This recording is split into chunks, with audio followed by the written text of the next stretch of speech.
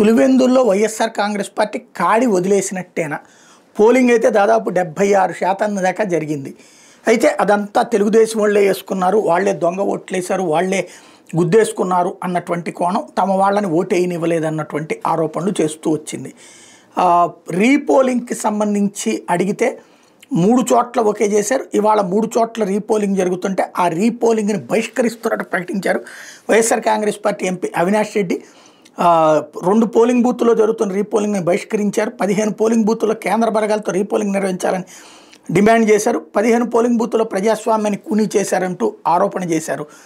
అయితే అక్కడ మొత్తం 3 చోట్లే చేస్తున్నటువంటి నేపథ్యంలో వాస్తవంగా పులివెందుల జెడ్పీటీసీ రీపోలింగ్లో కూడా టీడీపీ అరాచకం చేసిందంటూ పొద్దున్నే వైసీపీ హైలైట్ చేసుకొచ్చింది. ఇందులో 2 పోలింగ్ బూతుల చుట్టూ టీడీపీ గూండాలు ఉన్నారు, ఓటర్లు ఇతర పార్టీల ఏజెంట్లను రానివ్వకుండా అడ్డుకునే ప్రయత్నం చేశారు, రీపోలింగ్లోనూ మళ్ళీ అరాచకాన్ని దిగుతున్నారని ఆరోపించింది. అదే సందర్భంలో చివరి ఏజెంట్లను సైతం పోలింగ్ బూతులకు వెళ్ళనీయకుండా అడ్డుకున్నారు. అన్ని పోలింగ్ కేంద్రాల్లో ఎన్నిక నిర్వహించాలని కొత్త కంటి చూడుపు తిరిగా 2 బూతుల్లో రీపోలింగ్ పెట్టారన్నటువంటి ఆరోపణ చేసుకొచ్చారు.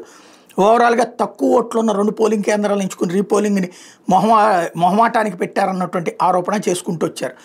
అయితే అచ్చవెల్లి రీపోలింగ్లో టీడీపీ నాయకులు హవా చేశారు. పోలింగ్ ప్రారంభానికి మునిపై బూత్ దగ్గర టీడీపీ నాయకులు తిష్ట వేశారు.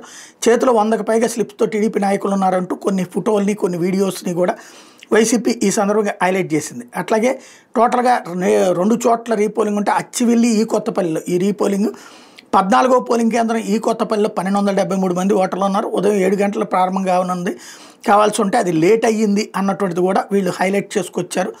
ముందుగా రీపోలింగ్ ఏజెంట్లను లోపలికి అనుమతించలేదు పోలీసులు చాలా చోట్ల అన్నటువంటి పాయింట్ని కూడా రాసుకొచ్చారు. ఒక్కో పోలింగ్ బూత్లో వీళ్ళు ఆక్రమించుకున్నారు అన్నటువంటి పాయింట్ని హైలైట్ చేశారు. అయితే అంతా చేసి ఇప్పుడు ఎన్నికల్ని బహిష్కరిస్తుంటూ ప్రకటించడం అన్నటువంటిది కీలకమైన అంశం.